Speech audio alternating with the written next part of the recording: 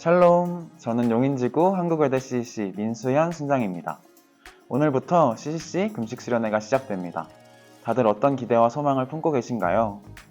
금식하며 육체의 나약함으로 기도하는 가운데 의지할 바가 주님밖에 없음을 온몸으로 고백하는 저와 여러분 되길 소망합니다.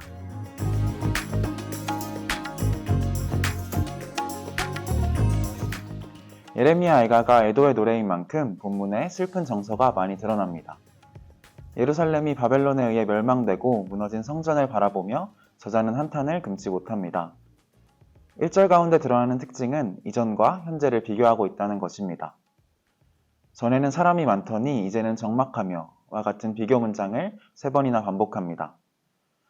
약속의 땅이 무너진 것, 이전과 뒤바뀐 삶 가운데 이제서야 지나온 삶이 은혜였음을 깨달은 것입니다. 좌절하는 가운데 버려짐의 아픔도 겪게 됩니다. 사랑하던 자들 중에 위로하는 자가 없고 친구들도 다 배반해 원수가 되었다고 본문은 말하고 있습니다.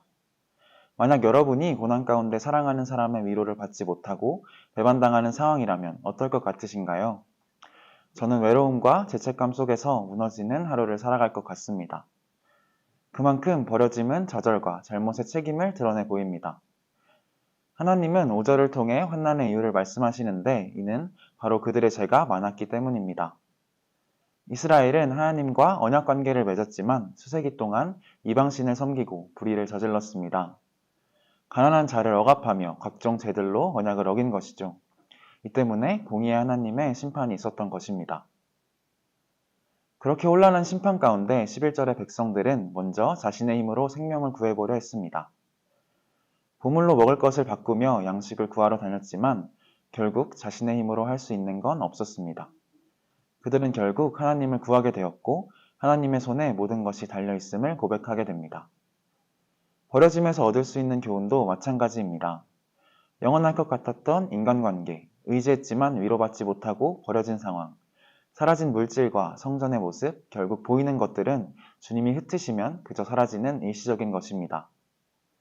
따라서 우리는 영원한 것을 쫓아야 하며 하나님의 주권을 인정하며 의지해야 합니다. 여호와께서 그를 권고하게 하셨기 때문에 우리의 소망이 여호와께 있는 것입니다. 예수님의 십자가 죽으심으로 죄의 값을 이미 치르셨지만 우리의 죄로 인한 결과는 여전히 우리 삶에 존재합니다. 그렇기 때문에 우리는 죄의 무서움을 바로 알아야 합니다. 죄로 인해 겪는 애통함은 너무나 쓰리고 아프게 다가옵니다.